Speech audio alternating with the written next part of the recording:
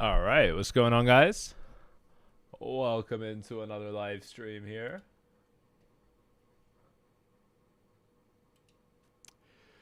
We are doing all of these streams on Rumble and on X.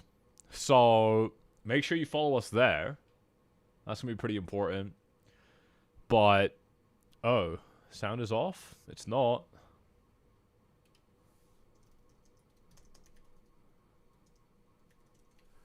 Yeah, we got sound. What's going on, guys? Welcome into the live stream. Welcome in, everyone. Let's see what we got. We got, we've been seeing some movement. Wow, what is Tesla doing? This shit's at 485. Why? Why is it so high?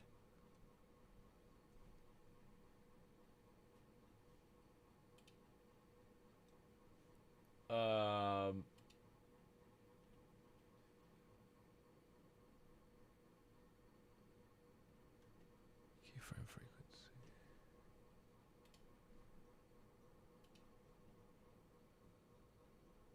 So, how's the stream for you guys? Is it stable?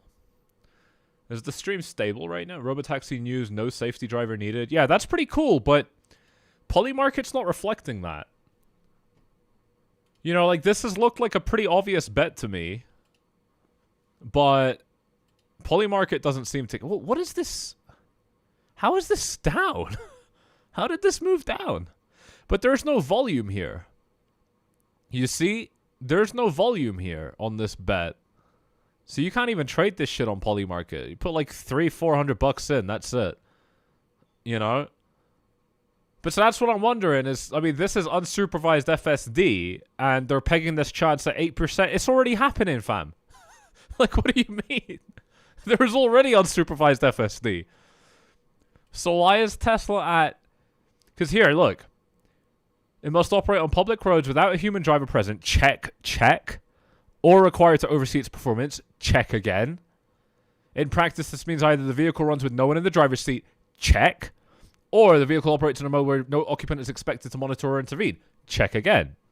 Tesla or any Tesla-affiliated entity must make the unsupervised FSD capability broadly accessible either through a robotaxi, check, or ride-hailing service open to the public, or inclusion as a standard or optional feature on newly sold Tesla vehicles. So obviously, this is the stuff that comes later on where, you know, you and I, people that buy Teslas, can get the FSD unsupervised, but they've already got this shit running on robotaxis. I think it's because it's not public that this is getting voted down, but I don't know. That looks pretty sweet to me. But I don't fully get what's going on there, and I just want to stick to the charts. So, what's going on, guys? Welcome into the live stream. How we all doing? Shout out to Life's a Beach in Portugal. Love to see you here. What's going on, Morris Arabi, Crypto Serenity, Luis? What's going on, dude? Lewis, my bad. 486. That is Tesla's current valuation, doing absolutely incredibly. The S&P has seen a bit of a dip today, hasn't it? It has seen a bit of a dip. It's testing support here. Futures are way more bullish right now for S&P right now, which is interesting because the S&P is open, but it closes in an hour. So we'll be covering that here in this live stream. But good to see you guys in here. Welcome back into the live stream, ladies and gents. Smash up those likes as you are coming in. We got 4 likes right now. That's absolutely crazy. Smash up those likes. Let's get those likes up to 50. Just taking a kind of brief stroll through the watch list here, and then I'll get into the deeper analysis here with you guys in a moment. But yeah, we're seeing like Ethereum losing a bit of its gains. Solana's kind of holding on, losing a little bit. I think it might be going sideways right now. Yeah, I think the stars of the show today are kind of in the stock market, but we'll see how that goes. Yeah, smash up those likes. Shout out to Travis. Travis in the live chat. Thank you very much, dude. Smash them up. Get those likes up to 50. Welcome to the live stream, everyone. Appreciate you guys tuning in. If you haven't already, smash up those likes. Are we creating higher highs and higher lows on the one-day Bitcoin chart? You know, it seems like it, dude. It seems like it, you know? I mean, it's a little bit too early for me to kind of start making conclusions off this chart, but I mean, we are so far still setting higher highs and higher lows. Obviously, you know, this is kind of the most recent low that we've punched in, and it is a little bit lower than where we, you know, where we bottomed out recently. So we are punching in higher lows in that sense. Market hasn't moved since the crash. No, it hasn't. It hasn't. But I think it's close. I think a big move is, you know, here. I think that looks pretty clear to me at this stage. Or shit, we could just end up doing something like that. You know what I mean? Like, I think that's also super possible. But we'll cover that here in this lecture. I don't know what's going on with this algorithm, guys. I'm getting absolutely just absolutely destroyed here by this algo. Help us out here. Smash up those likes if you haven't done so already. Really do appreciate all the support. But we won't delay the stream too much longer. We'll get started on this stuff here in a minute. Do I still believe in a parabolic pump? Absolutely, 100% yes. That hasn't changed for me at all. I don't know why it would have changed at this stage. I'm just not making my decisions based off emotions, right? So I'm actually pretty confident that we're still going to get a pump like that. Yeah. Absolutely. Absolutely. Short squeeze incoming. It could be, dude. It could be. I think we closed the yearly candle red. Draw a line at the yearly open. Market is using it as resistance. Yeah. I see that. I see that. I think a lot of people have been speculating on that too. Obviously, the yearly open was up here at about 93,500. I mean, yeah, it has been a little bit of a shit year for crypto, you know, but I mean, overall, it's just not that bad. Like, you know, now that we're here looking at this on a 12-month time frame, I mean, fuck it, let's just look at it properly. You know, going back to, in this case, 2009. I mean, you know, these red candles are really not what we need to be too worried about. And this isn't even that bad, you know, all things considered. What have we done? Like 75K up to 125? That's a pretty fucking decent year. It's a decent year. It might not be if you're like, you know, absolutely like ADHD impatient crypto trader, but that's your problem. You know, I mean, the market hasn't been doing too bad. I can't fault this market. I don't know what you want me to say. You know, it just doesn't look that bad to me. It just doesn't look that bad to me here on a 12-month time scale here, you know. We got 15 days left on this 12-month candle here, but here, let's zoom in. Let's look at the kind of more you know, the daily time frames, slightly shorter term time frames here. Crypto Serenity says check ADHD. So I think this guy's saying that I like had this issue, but BroFi helped me put things in check. Hell yeah, dude. Hell yeah, that's what BroFi is all about. You know, I mean, everyone's got like their own weird set of problems as a trader, and it's honestly because, you know, most people just don't even know what the hell they're doing. They take a completely backwards approach in the game. But yeah, the idea is, hopefully, you know, there is no guarantees here. You can lose your money after joining BroFi, but the idea here is that hopefully, you know, after you get the direct access to me, you got my tools and strategies, you got the group chat there to back you up as well. You know, you got our weekly lives, incredibly in-depth breakdowns, you know, that we put out there on those weekly lives. The next one's in a couple of days, in about 48 hours from now. So go ahead and make sure that you are inside of this group if you are interested. It's $100 to join. There's still absolutely no guarantees of making money. Please keep that in mind. You could lose your money after joining the group. But, you know, if it sounds interesting to you, it's linked at the top of the description. But yeah, guys, thank you all for tuning in. Let's get one more pump up on those likes here, and let's get into the live stream. I do appreciate you guys tuning in with us here on this live. We're just building the channel back here, but that's no issue at all. We're going live on Twitter.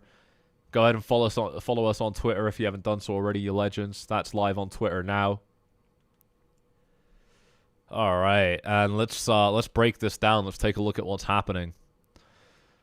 So here on, let's take the hourly time frame.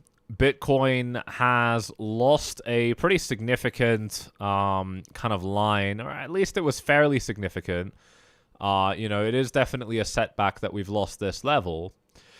And we're now almost coming back up for a back test. So this is going to be pretty interesting. Now, my speculation yesterday on our live stream, and we did have some complications on the live stream. Hopefully things are a little bit more stable this time. But my speculation on the previous live stream was that, you know, we're going to kind of go sideways and BART back up. And the reason I said that is because none of the price action over the last couple of weeks has been real. It's all been bots just fucking spiking the market and then grabbing liquidity a little bit higher and then grabbing liquidity on the downside and then grab it on the upside and grab it on the downside. And you know, it's especially things like here, you know, that really solidify this, right? You get a sideways trading range. You get a lot of longs building in this range. You know, longs probably have their stop losses right below support. So those longs get liquidated. Now you get a lot of people going short because the price has been moving down. So those shorts get liquidated. Now you have a lot of people going long because the price is up. So the longs get liquidated. Now you have a lot of people going short because the price is dropping down. So the shorts get liquidated. And then again and again and again, we are living in hell, my friends. This is what hell looks like in these markets. I'm sorry to break it to you, but that's exactly what the fuck we're dealing with. And, you know, because of that, that's why I kind of expected the Bitcoin might end up doing something similar again right now. Ladies and gents, welcome into another live stream. Here it is, December the 15th. We've got some pretty significant price action here. We've got the S&P to break down as well. If you are enjoying this live stream so far, if you're looking forward to it, smash up those likes. Shout out to those of you tuning in live here. I'm watching the live chat right now here on YouTube. Amazing to see you guys in here. Let's get those likes up to that initial 50 like target. I know that's going to be no problem. And we're seeing, yeah, pretty clear BART patterns kind of taking us back up to this resistance level right now. So for me, it's going to be all about, you know, do we manage to get up this high? And if we do, what happens to the market? Does the market do some work with this and continue rallying higher? Or does it turn into a rejection? Now, if it turns into a rejection, look, I mean, there's not a whole lot left that you can say as far as making this market look super bullish. I mean, you know, losing this level was a big setback for Bitcoin. Now, if this turns out to be just literal, you know, like fake price action because it's bots just manipulating the market, then sure, we probably have a pretty decent chance at recovering back into this range and then potentially even breaking up. And that's what I would like to see. Charts have done things like this in the past. It wouldn't be the first time that Bitcoin's done something like this. But of course, if you're just kind of going off, you know, real breakouts, which is a totally reasonable kind of school of thought as a trader, as an analyst, then yeah, we have broken down and it's not a good sign. Now, if the price can work its way back into this range, then really Bitcoin finds itself more or less in the same position that the S&P 500's in. I mean, the S&P 500 has taken a little bit of a dip, but it's still holding support, which is really important. And if it does end up continuing to use this support and then, you know, rally up higher toward the end of this week, I think we might be in a really good position. Now, I have a political concern. And, you know, to the extent that I can, I do like to avoid talking politics here on this channel, but Trump has announced at 9 p.m. Eastern time tomorrow that he's going to be addressing the nation. And I don't know what the hell that means, but obviously, usually it's something pretty significant. Usually it's a big announcement. It's, dare I say, a declaration of, you know, some sort of combat. You know, hopefully not. But if it is, then it's probably Venezuela. And I think the timing of this makes sense. You know, the Epstein files are supposed to be released by the end of this week. So of course the United States should enter a war, right? I mean, that's the way the country's run, and the way the country's been run for a very long time. And that's kind of the concern that I have here, right? Like whether this is a war that breaks out in the Middle East or in South America. We don't know what he's gonna say in that speech tomorrow, but if it is a war, then you know, we're watching the I mean, because why did the S&P drop today? You know, like, why did this happen? It's Tuesday today. It's Tuesday, innit, bruv? It's Tuesday today. Why did we get this big drop on the S&P? I don't know. I don't know why we got this drop, but I hope it's not because insiders are expecting some bearish news tomorrow. And, you know, I mean, this is the S&P 500, but individual stocks, you know, these are NASDAQ to be fair, but individual stocks are looking pretty sweet. You know, Amazon's looking good. I'm sorry, that was Palantir. Nvidia's looking pretty good. Nvidia's looking good, man. It's still consolidating at all-time highs. It's looking pretty good. Let's take a look at Amazon while we're at it. It's printing the same chart as Nvidia, which is beautiful. Apple's really interesting. You know, and it's continuing to look good. I'm seeing polls that apparently Tim Cook is getting ousted as CEO next year. I mean, with a stock like this, I don't really know. I mean, he's obviously not, you know, he's not Steve Jobs. He's no Steve Jobs. He's not even close. But I don't think Tim Cook has been that bad. I actually like Tim Cook. Am I allowed to say that? I think Tim Cook's pretty cool. But, yeah, I'm sure there could have been a better, you know, a better CEO. Crypto Serenity says, I'm really hoping for no war for a variety of reasons. Me too, dude. Me too. You know, war is not nice. Hopefully that doesn't happen. I mean, you know, from the perspective of the markets, I don't think the markets care that much if there's a war, right? I mean, we've seen Russia, Ukraine. We've seen, you know, whatever's going on between Israel and various other countries in the Middle East. And the markets have actually been pretty good over the last couple of years. So, you know, like, I'm not necessarily worried that another kind of outbreak of fighting can cause problems for the markets, but if we're starting to price it in, that's not a good look. So, and this is my point. If the S&P 500 can hold this level, and if it can instead recover, if it can get back up to the top of these ranges, I think that's going to be enough to allow Bitcoin to do the same thing. You know, I think Bitcoin at this stage right now is clearly starting to prove that it's forming a BART pattern, and it's the exact fucking, you know, shit stuff that I said might happen yesterday, that we might just grab liquidity by moving back up again, right? I mean, that's kind of, you know, something that we might be seeing here. And, you know, if that is where we're at, then obviously the implication is yeah, we might end up just kind of coming back into this range. Now, if we do manage to come back into this range, it's a big setback for bears. Okay, it's already a setback for bears because, you know, we broke down yesterday or like 2 days ago or whatever. Yeah, it was yesterday we broke down. You know, they managed to take the price down by 3.4%. We're already recovering back up, you know? So, and this is the thing, is that bears are not really getting what they want to see right now. Didn't I say it would go up 2 days ago? Yes, I did. I was wrong about that. We'll get to that in a minute. By the way, if you guys are enjoying the stream so far, do us a favor and smash up those likes. We're still dealing with the algorithm after the YouTube ban. It's annoying. It's really frustrating. But the support that you guys have been giving us has kind of insulated us from having to deal with a lot of it.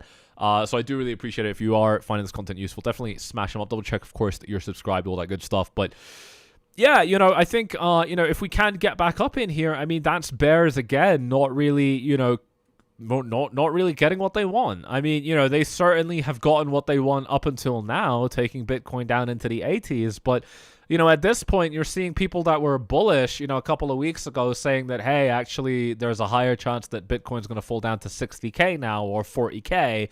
And they're obviously rationalizing why that's okay. Now, if Bitcoin does fall down there, because I don't know, I don't have a crystal ball. If it does fall down there, first of all, that's not going to upset me. That's not going to change how I think about the market. That's not going to make me bearish. It's you know, my long-term outlook remains the same, and my short-term outlook is that I don't really care.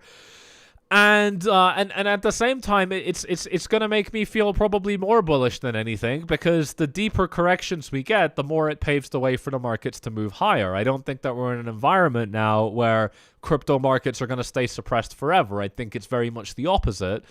And so I really feel like it's a matter of time. And as far as how much time I think it's going to be, I'm still looking at July 4 next year. That's America's 250th birthday. It's also the anniversary of America's existence. What do you call this? Independence Day? I forgot what it's called. You know, it's the Independence Day that Trump is overseeing. So Trump, being the patriotic president, or at least that's how he kind of, you know, tries to come across, he's clearly trying to milk July 4 to turn into something that, you know, around that date. It's not about July 4 itself, but it's about, you know, plus minus 1 or 2 months around that date. I think Trump wants the markets to look really good. I think the fact that you've got many of the major U.S. banks announcing that they're going to accept crypto as collateral for loans, that is fucking crazy. Okay, there's no other way for me to put that. That shit blew my little mind. Okay, that major U.S. banks are now accepting crypto as collateral for loans. What the hell are you talking about? It's 2025. There's absolutely no way I could have seen that happening. And with something like that, with the fact that you've got these same major banks also encouraging people, their own clients, to have some exposure to crypto, and now you've got all the on-ramps to make it happen. You've got all the off-ramps to make it happen as well. I clearly cannot see how this market is in a truly dangerous, concerning place.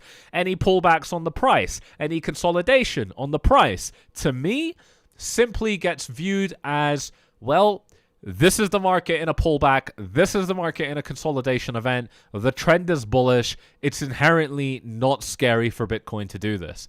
And that's how I still feel about Bitcoin now. I've been bullish on Bitcoin the whole way down. Should I have been more bearish for us before we got here? Yes, of course. I should have fucking seen that we're going to get a $10,000, $20,000, $25,000 drop in the space of 2 weeks. There's no way that my analysis could have told me that we were going to get that. So yes, I definitely read that wrong. But for me, what's more important is, am I holding on to my Bitcoin? Am I losing my Bitcoin? Because I think Bitcoin is going to recover substantially higher above 125k. And when that happens, if it happens, because there's no guarantee, shout out to a fool in the live chat telling everyone to smash up those likes. Thank you all very much. We're very close to that initial target there. Super, super close if you haven't already smashed them up.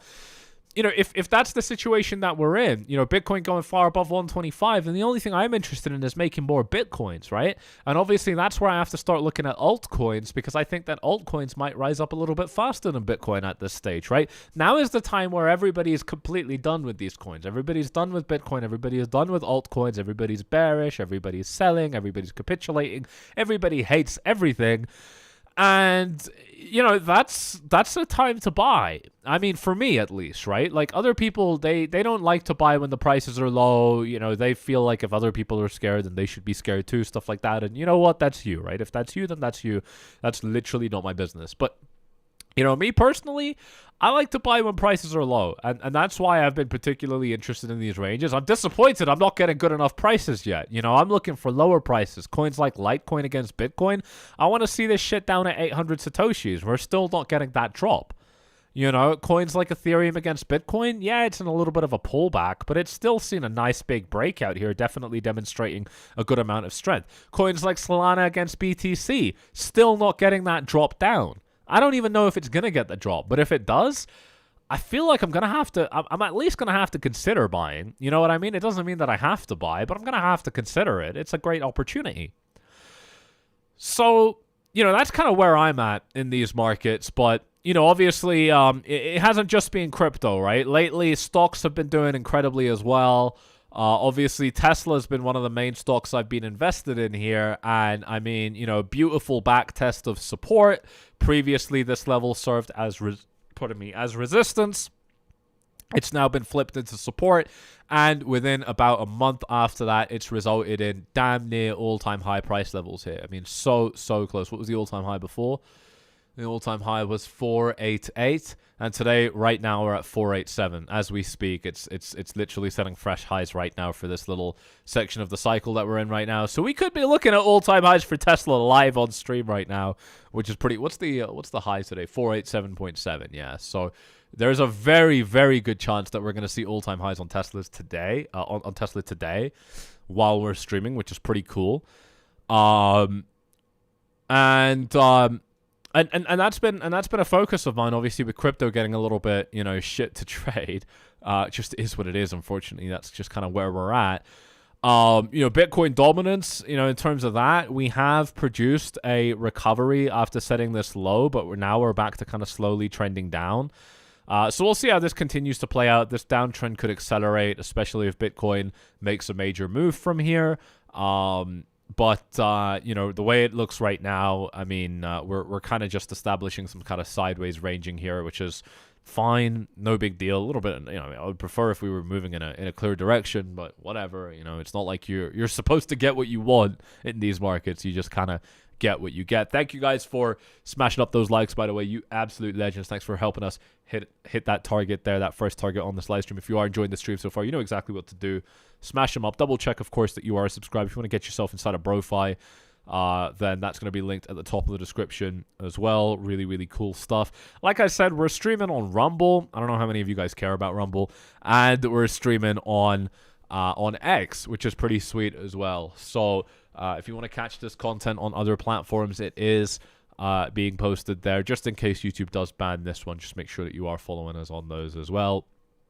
But that's Bitcoin in terms of its upside, and then Bitcoin in terms of its downside. Let's take a look at its downside. If things don't go Bitcoin's way, what does that look like? So, you know, if things don't go, in favor of Bitcoin right now, then obviously the first key level is going to be, we need to watch this 85K level, okay? If we lose this 85K level, then, we're probably going to have to trend a lot lower. We've got the next support level at about 84K, but I don't think that's a real support level. I'm certainly not giving it any credit in my analysis. And so the next level for me is going to be 80,000, basically more or less flat, that kind of previous level that Bitcoin fell down to. So, really, I'm just going to be watching to see if Bitcoin kind of loses its footing. Maybe it loses its footing a little bit. That's fine. But, if it really kind of loses its footing with some substance, I would be expecting 80K to be inbound. And then below that, I mean, really, we're already in posture looking for new lows. And that's the thing, is if we lose this level, I don't really think 80K is going to hold. I think it is support. I just don't think it's going to hold. And that means that we have to dip into the 70s. And if that ends up happening, there's no guarantees, of course, but if that does end up happening, I think we're going to be fishing for a new low. Probably our best case scenario is that, that we punch in a low at like, 77, whatever, it doesn't really matter. And then we produce a nice kind of rally, and then we can start, doing something a little bit like that again, right? That kind of be one of the better case scenarios that Bitcoin may potentially play out here. It certainly looks like Bitcoin might want to set fresh lows right now, but again, I don't think that that's actually Bitcoin's decision. I think that that's going to be primarily an S&P 500 thing. And again, if the S&P 500 is able to continue to just kind of support itself a little bit higher here, we're on to the last hour now of the S&P's trading session, the last 40 minutes actually, here of this trading session for Tuesday. If we are able to see a continuation here, if this kind of continues on for the rest of the week, then we're actually pretty good. And this is just another back test, which is a good thing, right? But if the S&P actually finds resistance a little bit higher and continues dropping down, well, it's this gap that I think is going to be a really big problem for Bitcoin, right? Because in this gap, we've seen the S&P 500 move really quickly, right? Sometimes it's straight up just gaps here. Look, it had the candle close. It had the candle close down here, and the candle opened way up here. I mean, this is a massive range. This is like an entire 1.6% range that the S&P just gaps up inside of. And obviously the subsequent drop, it's really quick. It only takes 2 hours. When the S&P is moving up over here, look at this. It takes fucking 2-3 hours and we've closed the entire range. On the way down, it takes like 5 hours and we've closed the entire range. So this range here for the S&P that stretches between 6770 and 6640, this kind of 130 point range, it's a problem. It's a problem for the S&P, but that makes it a much bigger problem for Bitcoin, because if the S&P does get the quick sharp dip in this range that we always get inside of this range, well, that's probably going to result in a quick sharp dip for Bitcoin. But because Bitcoin is so much weaker, that can easily put Bitcoin down below 80K. If that does end up happening, I'm still expecting Bitcoin to find support somewhere in the 70s, especially because the S&P 500 has support in this range here. This is a good area of support. I think that the S&P has a really good chance of finding support off this level if it returns back to this level, especially because of this deviation.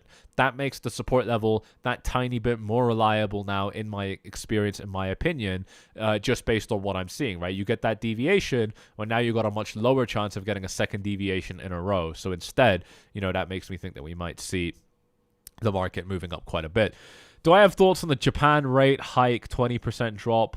No, there has been discussions of it inside of BroFi VIP. I haven't really participated in those discussions, but I know that we've got some members inside of that group, actually, inside of BroFi, actually taking advantage of that, which is pretty sweet. One of our BroFi certified members, somebody who I've been training alongside for like 7-8 years now, has also put in like a brief note on that inside of the group. So it's something we're looking at, but me personally, I am personally not interested in it. I know others are. It's honestly, it's kind of got, like, I looked at it a little bit and it went over my head. And I'm sure I would understand it if I give like 5 minutes to this topic, but it's just not something that I incorporate into my analysis. Anything that that banks are doing, or even rate hikes, broadly speaking, have historically, they haven't been something that I take into account. Even U.S. interest rates, I really haven't typically taken those things into account. Even these days, I don't. It's a factor, but it's not something that I really lean on. And that's because I'm a technical analyst. I am I am an analyst for the charts. Okay, I analyze the charts. That's the main thing I do. That's where I find the highest degree of certainty, and that's where I feel like I'm most competent. You know, but that's not to say that I've got all this shit figured out. I obviously don't. There's a million different ways you can do this. But this is kind of my approach personally. You don't say a lot because you don't want to get kicked out. I get excited. You're not going to get kicked out, dude. Don't worry about it. You could post more in the group. Don't worry about it at all. I really, if we have a problem, if there's a problem with what you're posting in the group, you know, we're going to tell you politely in DMs, you know, before there's a problem. So don't even worry about it. I know that there can be some pressure sometimes. You got a lot of, you know, quite competent people in the group, but I mean, that's a good thing, man. Like, you know, I've been a DJ, I've been at the pits, I've been at the lowest lows. There's no question it's too stupid or anything like that. Don't even worry about that. But here, this is my point. You know, if the S&P does end up losing this kind of range right here, this is a pretty steep drop for Bitcoin that we might end up seeing. I do think that drop is eventually going to end up getting plugged, because I think that the S&P is going to be able to support itself eventually at this level. You know, and that's kind of my thesis here. That's kind of like the worst case that I think might happen if Trump's announcement tomorrow ends up being a really negative one.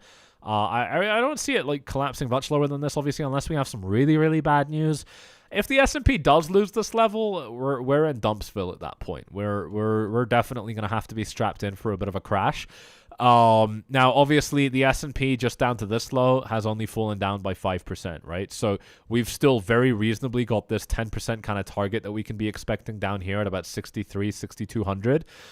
There's a little box of support that I've drawn here. It's really not that significant, but there is something here. It kind of lines up with the previous all-time high. So, you know, a 10% drop is pretty normal on the S&P 500, and I like the kind of range that it puts the S&P in. So that's kind of the worst that I see the S&P doing right now. Again, you know, save for some sort of massive disaster.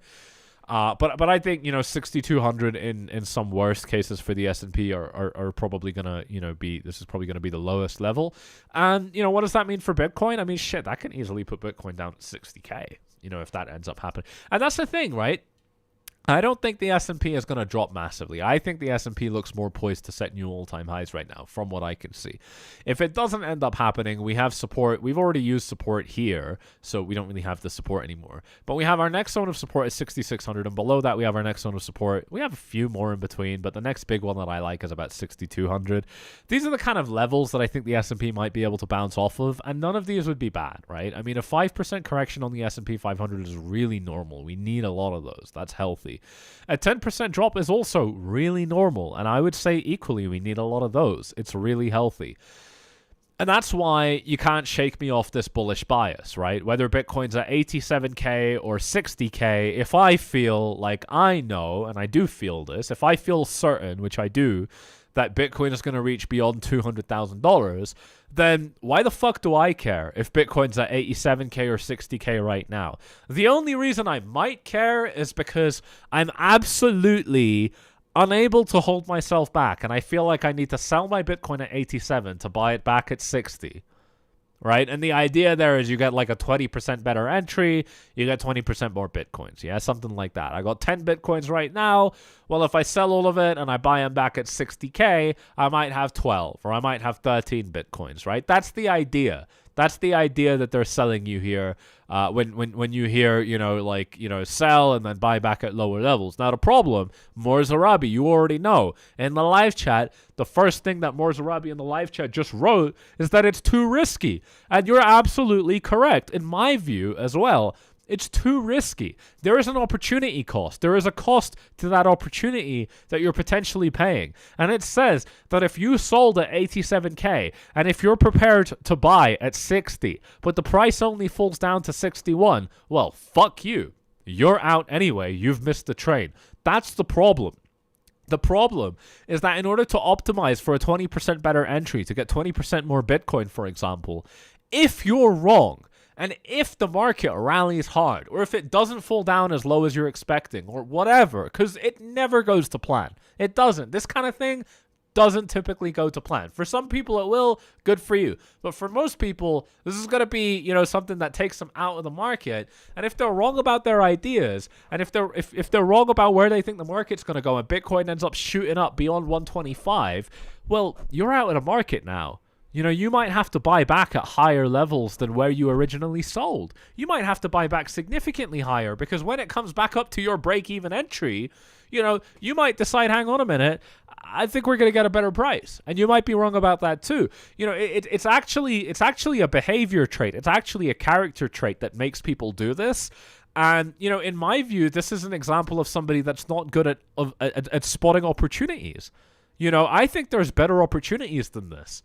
You know, and I look, this doesn't mean I'm right about this. It's just me talking, right? You're here listening to me. Clearly, you give a shit about what I have to say. You know, if that's what we're looking at, by the way, are we getting a pump right now? We have some people talking about a pump in the live chat. Let's take a look at this. Here on the 5-minute time frame for Bitcoin. We just keep this on the 5-minute time frame for Bitcoin right now. Morz Arabi says DCA is a much safer road. I completely agree. You want income, and you want to continuously be putting a little bit of that income into the markets to DCA in, right? Whether that means into Bitcoin, into stocks, into commodities like gold, you know, whatever suits your investment strategy. You know, that kind of DCA approach is going to be a lot better for most people long term. Now, this is really, really important, this whole thing about it being too risky. You know, a lot of people, they will take an opportunity like this because they literally can't see other opportunities, right? To them, there is no other opportunity. To them, this is the best opportunity that's in front of them. And now we have two new issues. It's like, first of all, why are you not spotting better opportunities? And second of all, why are you so desperate to trade? You know, I think those are two really, really big problems. And these are the exact kind of issues that we tackle inside of... People have this deep inside of their mind. And this is the exact kind of issue that we're tackling inside of BroFi. It's $100 if you want to join. You can take a look, pause the stream here, and take a look at the benefits that we've got here. This is what we currently have, and this is what's coming soon. Actually, the trading psychology course has already partially been published. So... we can actually move this up here now because we do have some content in the trading psychology course. We also have some content in the analysis and trading course. So both of these are no longer coming soon. They're just partially coming soon, which is pretty cool. So what's cool is because we're still building out the content library, the prices are at the lowest level they're ever going to be. We're eventually going to be raising the prices up to $500 per month. Right now it's $100 per month. And you're not paying for renewals while we're inside of early access. So that's pretty sweet as well. So check it out with the link in the description if you are interested. But keep in mind, trading and investing still carry significant risk, and you can lose all of your money. BroFi is not a silver bullet. It's not going to just magically change your life. You are still going to have to put in the work. But if that sounds interesting to you, then that's what this is about. Back to Bitcoin here. We're sitting at 87,800. We're very close to local highs that we've just set. I believe this is like a couple of hours ago. Yeah, like 5 hours ago. So we'll see if Bitcoin can kind of produce a bigger thrust upward right now. It's clearly able to do this because the S&P 500 has come out of its support level here in the last kind of 5, 10, 15 minutes. We've seen a nice kind of increase here for the S&P 500. We do still have 30 minutes left until this session closes for the S&P 500 here.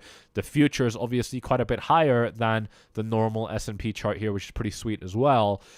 So we'll see how this continues to play out. If Bitcoin does manage to break this high at about 87,700, if Bitcoin does manage to get through this level here, well, then we're back up at resistance at about 88,800. I don't think it's going to be much of a problem. I think Bitcoin might be able to just get right back in to a much nicer kind of posture here in the high $80,000 level, maybe even the low 90s as well, which would be pretty cool.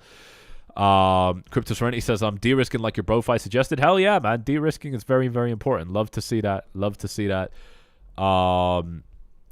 Armstrong says, I use DCA based on stock RSI to buy dips and just hold on. Yeah, pretty good strategy. Crypto Serenity says, my weed stocks have doubled this week. That's pretty cool. Oh, yeah, because Trump is rescheduling weed, right? It's a Schedule 1 right now, which is like the most serious like drug.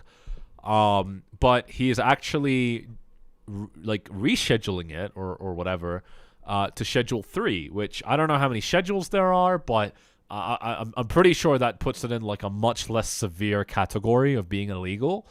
So that's cool to see that your stocks have doubled, man. That's incredible. That's really, really good. Yeah, I mean, it's a big industry. It doesn't look like it's going anywhere. How is that industry doing in Thailand? I know they like fully legalized it in Thailand a couple of years ago. Did that result in a big like tourist influx or something? I know there's like literal weed tourism, like a lot. So I'm wondering if that ended up like really helping Thailand, or if it was just kind of smoke and mirrors, if it was no big deal. Curious if anyone in the live chat here actually knows about that. But is it like Amsterdam or like Los Angeles? You walk around certain streets and it just fucking stinks of flour. Is that how it is, or is it like, you know, like how big is it? You know, culturally, whatever. It's one thing. People have different opinions on that. I'm only interested in the money angle here on this YouTube channel. On this YouTube channel, we're just here to make money. If you haven't already figured that out, that's why we're really brutally realistic about everything that we say. That's what subscribers of this channel absolutely love, and that's what we're never going to dial down. God willing, we will never dial that down. So yeah, that's where we're at right now. Bitcoin at 87,700. Let's see if this ends up producing a bit of a move up from here. And then, you know, I think we've already covered the downside. Let me just make sure I haven't missed anything. Yeah, no, we've already covered the downside pretty well. So I think that's pretty sweet. Crypto Serenity says, hit the likes, and BroFi is the only thing I've ever bought and not regretted on YouTube. Hell yeah, dude. Hell yeah. I love to hear that. I love to hear that. Yeah, we have quite a few people that never really buy things online that ended up buying BroFi. So first of all, I appreciate the vote, you know, the vote of trust. But yeah, we've been seeing pretty good feedback from members, which I've been loving. And like I said, I mean, most of the shit that we're releasing isn't even out yet. You know, I mean, I think the heaviest things, the most important things are there, especially the weekly lives. That's probably like the best aspect of BroFi right now. And the performance-driven community. This one's great too. Crypto Serenity says, it's already paid itself for the year. Yeah, you're not alone there. You're not the only one that's done incredibly well like that. That's brilliant too. It's easy to pay it off, right? At $100. Again, there's significant risks. You can lose all of your money, but you know, at $100, it's not a high margin for a lot of people to to be able to clear. So yeah, amazing, dude, amazing. This member's already paid off the entire year inside of the group. That is so cool.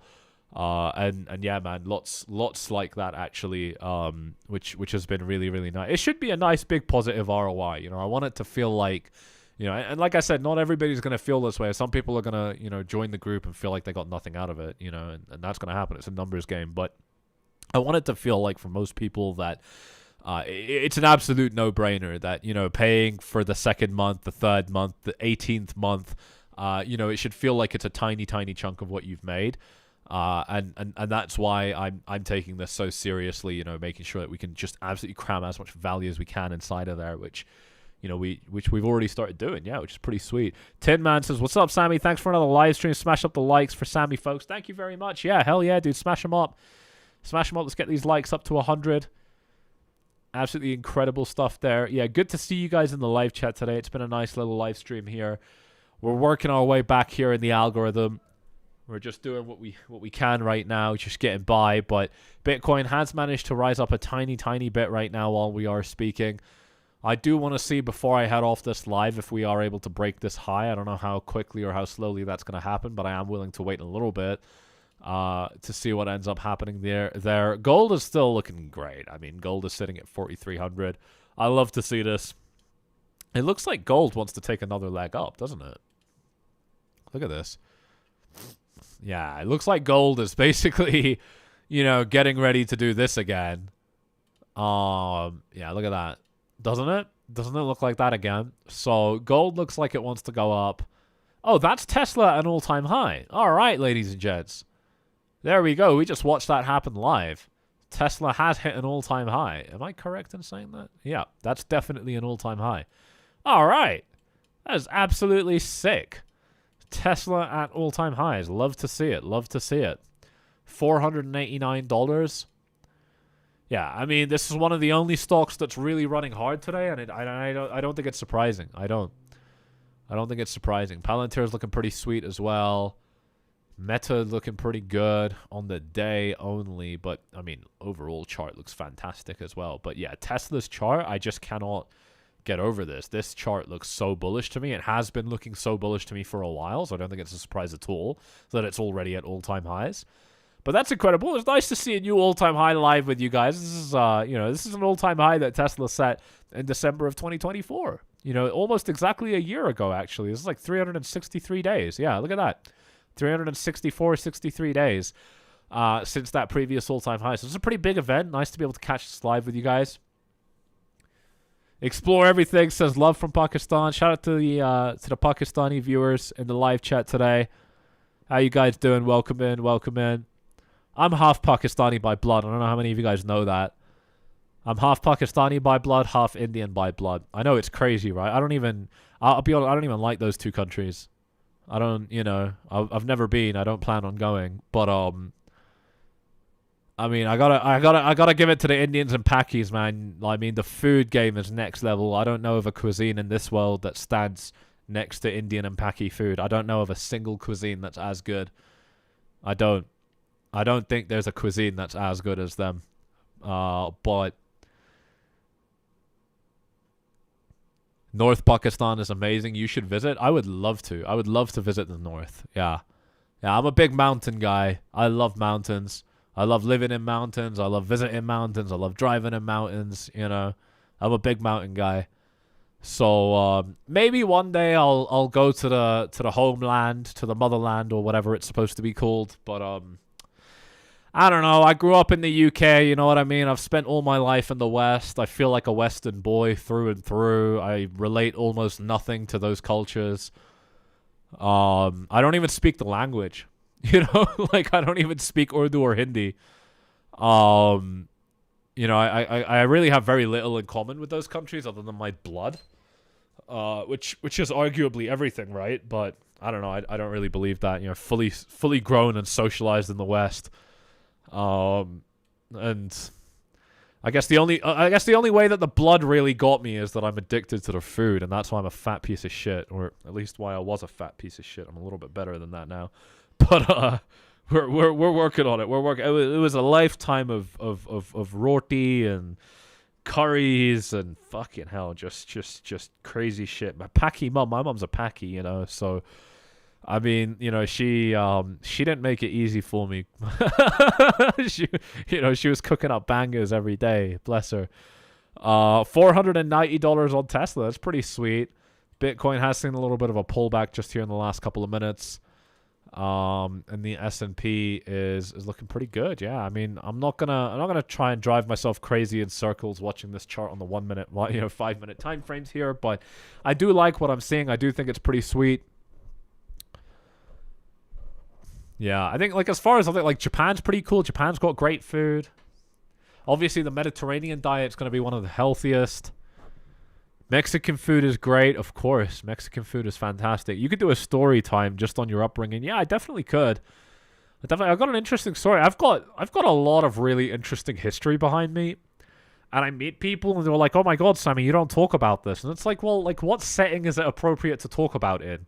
It'll be like a straight flex show for 10, 20 minutes, or much longer, 3 hours, but there is a solution to that coming soon. There is something really cool, which you're going to see, you guys might see it in the next live stream. It's coming really soon. There's something really cool we're doing. It's basically like an intro loop for the live stream.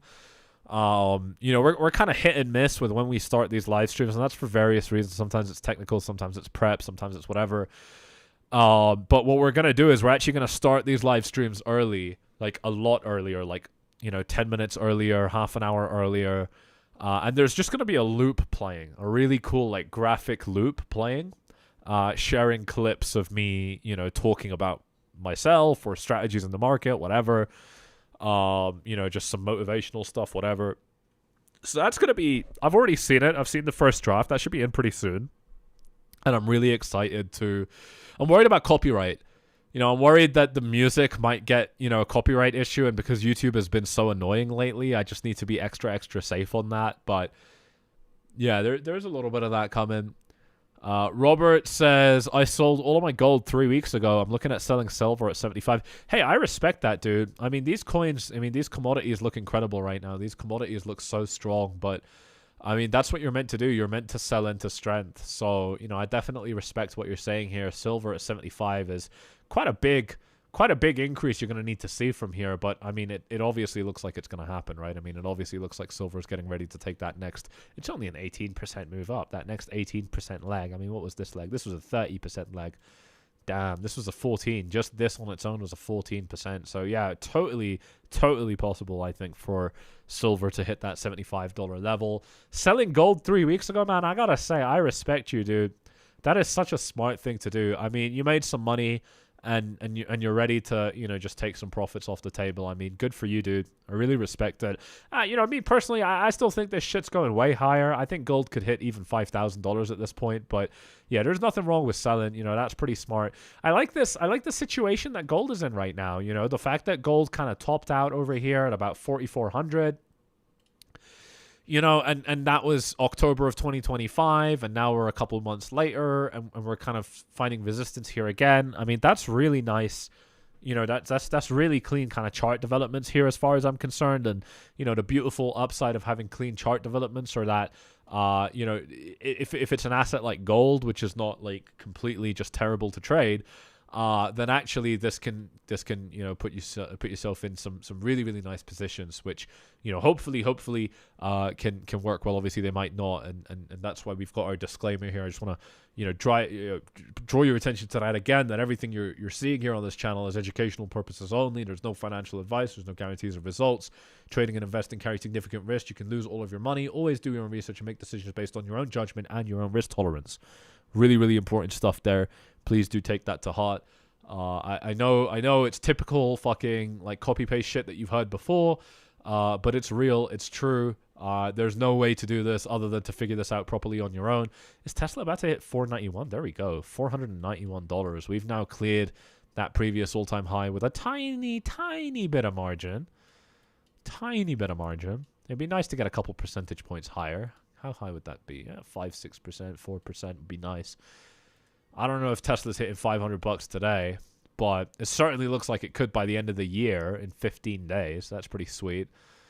But there's not a whole lot of time left. Yeah, we're going to see post-market trading in 4 minutes. So is that the end of the S&P session here?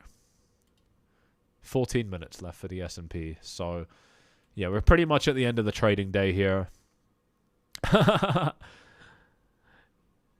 We got a live chat viewer saying that crypto was a living hell, and someone's asking, what do you mean was? You know, implying that it still is. It still is. It still is a living hell. That's for sure. That's for sure. It still is. But hey, you know, if we like I said, if we continue to get strength on the S&P, I think that should translate to some strength for Bitcoin and result in some nice big breakouts. I also think there's the whole capital rotation narrative. You know, like right now, these ideas probably seem completely unrealistic and hard for people to stomach, but it's not going to stop me from talking about this. I mean, that has absolutely no bearing on my analysis. You know, like I don't care if it seems impossible to the average retail trader, you know, for something to happen. What does their opinion matter to me? They're fucking idiots. You know, what I'm seeing here is, you know, a lot of assets, you know, big assets that are worth a lot more than Bitcoin, like gold, you know, right here sitting at a valuation of $29 trillion. It's actually at $30 trillion after we refresh. And, you know, with gold at this height, with stocks, you know, valued in the trillions like this, there's bound to be at some point some sort of rotation. And where are these, you know, where are these dollars going to rotate into? I mean, they can rotate into, you know, whatever, like bonds or, you know, whatever else, you know, like the really boring stuff. But, you know, there's also a decent argument to be made that a lot of this could end up rotating into an asset like Bitcoin. And do the math here, guys. You know, you get like 1%, you know, moving into Bitcoin. That already puts Bitcoin at a $2 trillion market cap. That already puts Bitcoin back at like, I don't know, I can't do the math, but it puts Bitcoin back at a pretty good price level. What would this be, like plus 15%? I'm so bad at math. I'm not even going to try doing this on a live stream. But, you know, if a fraction of this, you know, flows into Bitcoin, there's incredible gains here. And I think that rotations are possible. I think, you know, rotations have happened before. I think they're definitely going to happen again. But again, you know, I think the bigger thing is just obviously this is an idea that, you know, many people are going to really struggle to, you know, kind of grapple with. Many people are going to struggle to think that, you know, you could see a rotation of these assets out into assets like Bitcoin. But I think actually it's totally logical. Bitcoin's getting treated as, you know, a normal part of any normal guy's portfolio. So, of course, there's that rotation narrative that could end up working for Bitcoin. And right now, you get everybody, if I say this publicly in a, in a town square of people that hold Bitcoin, they'll be throwing eggs at me. They'll be throwing tomatoes at me. You know what I'm saying? Like, they'll be trying to cancel me for saying shit like that. And, I mean, that's exactly the kind of environment where I would say, actually, well, I'm more confident about what I think. Like, I'm not here to agree with you degens, with you degenerates and, that are logging onto Binance with a $50 account balance thinking that you figured out the whole market. You think I'm here to agree with you? You know what I'm saying? Like, I'm here to make money. You guys are probably wrong about this like you're wrong about everything else. That's how I feel about this. So that's kind of my take here. That's why I peg everything to the S&P 500. Obviously Bitcoin's been performing very underwhelmingly against the S&P 500, but it's still the best chart we have to analyze what Bitcoin's doing. Where Bitcoin might end up going. So, yeah, I think we're looking pretty good. I don't think we're looking that bad. I don't. Even if we set new lows, and I think it's very possible now, unfortunately, that we do end up setting new lows. I don't even think that's much of a problem. Fuck it. I say let's just finish it. Let's come down to 75K. That's the 40% correction, right? That's the target. We're supposed to hit a 40% correction in every bull market at least once, or at least historically that's what happened every single time. Let's just get it over with. Let's just do it. Let's just bring it down to 75. You know what? Like that's almost how I feel about this. It is. It's not almost. It's exactly how I feel about this. But on the flip side, could we continue to rally up now? Yeah, I think we could. I'm just not married to either of these outcomes right now. I don't, like if we drop lower, I'm buying. If we don't drop lower, then good. I'm glad it's over. That's how I feel about this market here.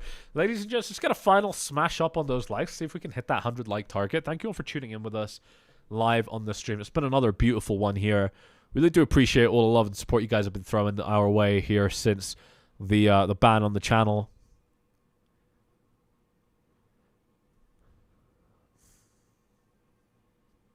All right. I will be signing off on this stream here. I've covered everything I wanted to cover. Actually, no, I haven't. Every live stream, I forget that I actually want to cover some of the news with you guys.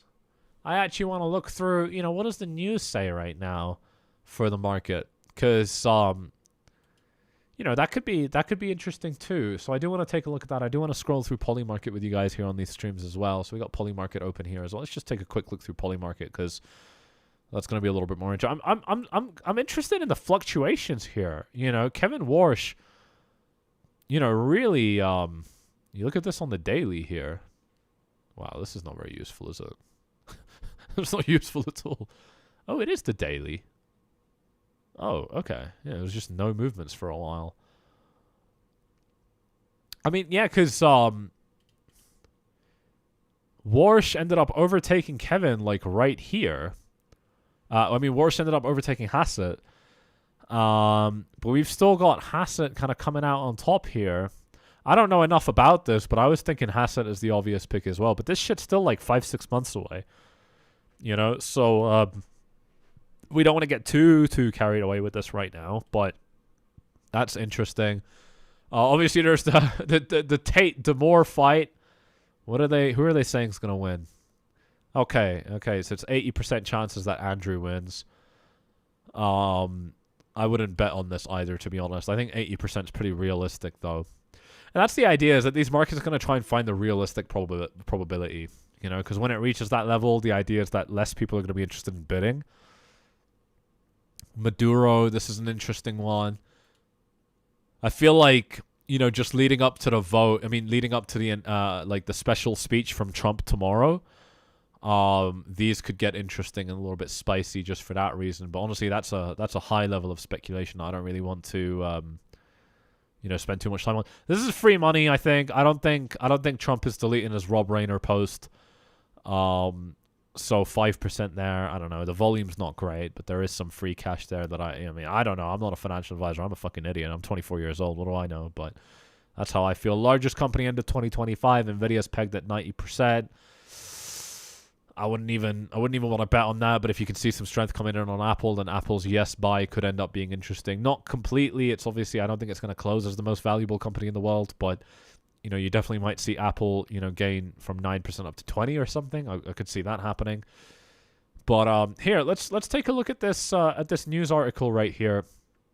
What we got here? So Bitcoin's massive underperformance to stocks in Q4 bodes well for January, says that dude. I don't know what that is.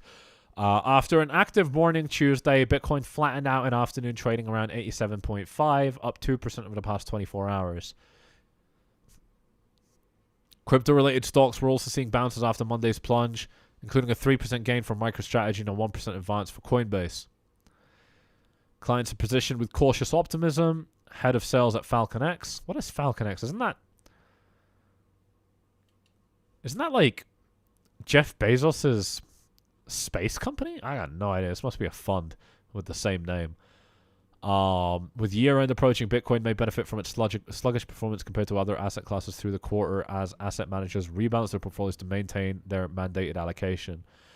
Earlier this year, when Bitcoin underperformed the S&P index through the first quarter, it started the next with gains. What are they saying? They're not even like really saying anything here. Derivatives activity on CME remains near yearly lows, with Bitcoin futures open interest hovering around 124,000. On perpetual swap markets, funding rates hover around the neutral rate. They're just saying what's happening. I guess that's what the news does, right? They just they just say what's happening. But I don't know. I expected a little bit more. Maybe that was wrong. Maybe that was wrong. U.S. FDIC proposes first U.S. stablecoin rule to emerge from Genius Act. Interesting. Derivatives point to broad price range play between 85 and 100. That's what I've been saying. I think we could end up fluctuating between, 80k and 100k for a couple of months. I just think that love from Dubai. Shout out to the Dubai viewers in the live chat. Hell yeah. How many viewers we got from Dubai right now? I know it's late in Dubai, but nobody sleeps in Dubai at this time. So what's going on? But This is something I've been saying for a while, because, with the analysis I gave you guys with regards to Trump earlier on in this live stream, what I was saying is that, I think Trump is going to try plus minus a couple months around July 4. I think he's going to try and get these markets to a really bullish place, and he needs to. He's got the midterms elections, toward the end of next year as well. So he really needs to do something with that. And I think that love from New York, hell yeah, shout out to the viewers in New York. How is New York these days under Zoran Mamdani? I would imagine that New York under Zoran is the same, right? I mean, it was already like, it was already some type of way. So I can't imagine it's changed too much under Zoran, right? That dude is interesting. That dude is really fucking smart. He is really smart. I think he's a sociopath.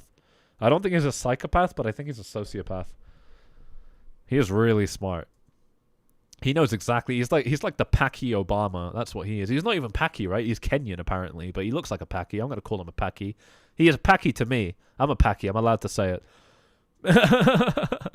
Boston has been a shit show since ICE has been here, but they need support. Really? That's interesting. But like in a shit show, like, what do you mean? Like, do you mean like the public has been fighting with ICE? What does that mean? But yeah, if we're going like plus minus a couple of months around July 4, then basically that means May at the earliest. And this is what I'm saying is like basically by May, I think these markets are gonna kind of be resolved out of whatever mess they're in, right? I feel like we got a couple more months of fucking around. Whether that means the markets move sideways or down, I don't know. Or if it means the markets recover sooner than that, I think that's entirely possible. I really think that that's very possible. But even if it doesn't happen, I do think that, come the middle of next year, we're going to be in a much better place in these speculative markets, including crypto. And so what does it look like between now and then? It could mean, that Bitcoin is stuck ranging between 85 and 100K, or I've been saying 70 and 100, 70 and 120, whatever. But this kind of like broad range. I think Bitcoin could definitely kind of be stuck here for a while. It seems like that's getting picked up by some news agencies as well. Now, at the same time, some traders are offering protection against bullish price moves beyond 95 to 100 by writing call options at these levels, thereby creating resistance. Therefore, volatility could remain contained within this range as both put and call sellers collect premiums from option sales. I don't know how much this shit matters.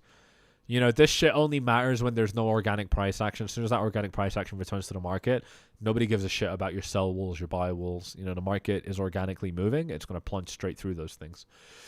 Put Put selling builds a floor. Put options or contracts that pay out if the underlying asset falls below a set price or before a specific date. So traders selling the 85K strike put reflects confidence that Bitcoin won't plunge below that level, at least in the near term.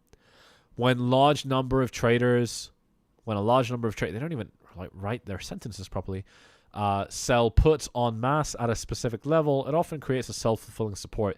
In Bitcoin's case, 85K support is the second most popular option across all expiries, with a notional open interest of over 2 billion at press time. That's pretty cool. Notional open interest refers to the dollar value of the number of basically the amount of dollars that are betting that direction. On Deribit, one options contract represents 1 BTC. If prices near that level, if prices get close, it's so badly written. Who wrote this shit? Who is this guy? 𝐁𝐥𝐸𝐧 Godball? What are you doing? Edited by Nikilesh D. What are you guys doing?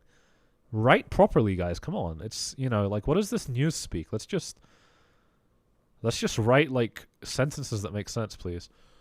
On the higher end, Bitcoin holders are selling. I think we've already seen this. Yeah, no, we haven't. We haven't even gotten that. But you know what? I think we're done here. I'm done with this anyway. We might not be done here, but I'm certainly done. Let's see what we got here on the timeline on Twitter. Warner Bros. Urges shareholders to reject Paramount's offer. Interesting. 52% chance Netflix completes the takeover. Interesting. Yep, Tesla's in pretty good posture right now. Hell yeah, James, welcome into the live chat. You are going to have to rewind, to be fair, though, because we're done here pretty much. But yeah, $1.6 trillion valuation for Tesla. Obviously, SpaceX is going up next year. Speculated to be a $1.5 trillion IPO, which is pretty sick. But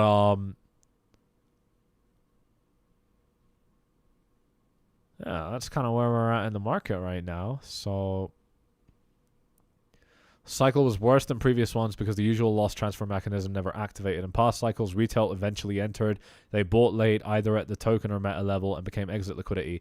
Crypto natives sold into that demand. Losses existed, but they were pushed outward, keeping the native ecosystem relatively stable. This time, retail never showed up.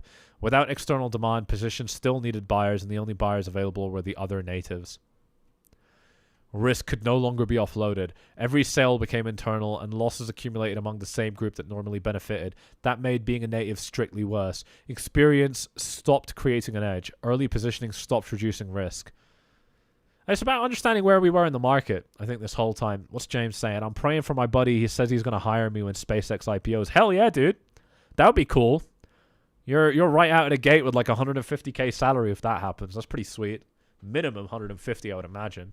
I mean, I don't know what job you'd be doing, but I'm sure they pay really well. Where were we? With no retail demand to absorb it. No, that's not where I was. Participants were trading against peers who understood the mechanics and timing equally well. Frustration and anger stayed inside the echo chamber instead of dissipating.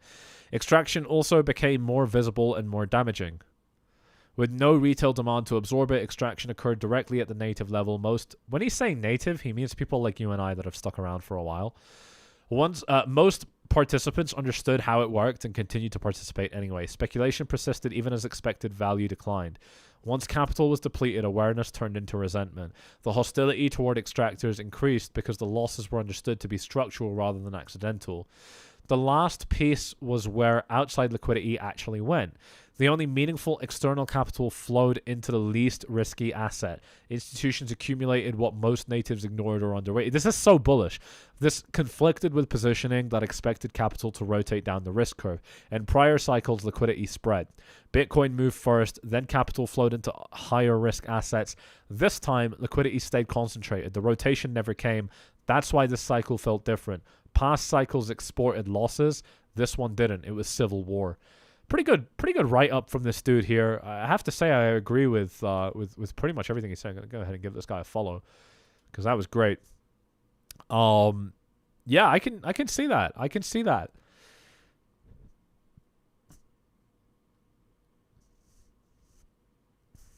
Yeah, I agree with his take here, by the way. You know, there's a lot of speculation that quantum computing is going to spell the end for crypto, and that makes sense. I understand why people are saying that.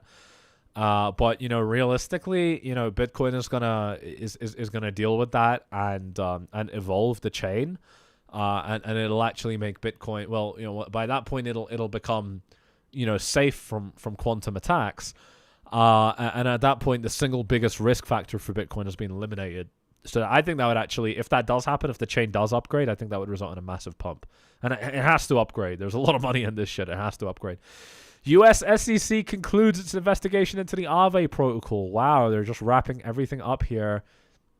We've concluded that the investigation, based on the information we have on the state, we do not intend to recommend an enforcement action by the commission against whoever. We're providing this notice under the guidelines. Must in no way be construed as indicating that the party has been exonerated. Okay, so they're basically saying, look, you guys aren't out of the clear, but we're not doing anything to you right now, which is, you know, about the best case scenario that you could ask for. Yeah, Aster died. Wow, 77 cents. Wow, I didn't buy any yet. I like the idea of buying below CZ though. MasterCard expands blockchain and stablecoin payments in the Middle East through new ADI Foundation partnerships. Hell yeah, the Middle East is popping off, guys. Middle East is popping. And any of you guys that are interested in moving out to Dubai, you know, if you're unlucky enough to be living in Europe right now or somewhere else that you know, actually moving to Dubai makes sense, reach out to me on Twitter, on Instagram, whatever you like. I've actually personally helped quite a few people move to Dubai. Big people, big names that you've heard of. I've helped some of those people move to Dubai, and I can help you as well. So if that is something you think you might be interested in, definitely feel free to reach out. But hell yeah, guys, pretty sweet. And this is something I want to keep on doing on these streams with you guys. I want to pull up X, I want to pull up Polymarket and news articles. It's literally just that I don't even think of it sometimes. I have a pre-stream checklist. I need to follow it a little bit more. But yeah, that's me for this live stream, guys. Let's get one more smash up on those likes. Let's get one more push on those likes here. Push those likes as high as we can so we can hit 100 here before we end this stream. But ladies and gents, thank you all very much for tuning in. It's been an absolute pleasure once again. Good to see you guys here in this live stream. Let's take one final look here at the markets before I sign off for the day. 87,600. Tesla sitting at 489. All right, and the S&P has closed for the day. So, all right, guys, that's going to be me. It's been an absolute pleasure. I'll see you all in the next one. Thank you all very much for tuning in. Cheers.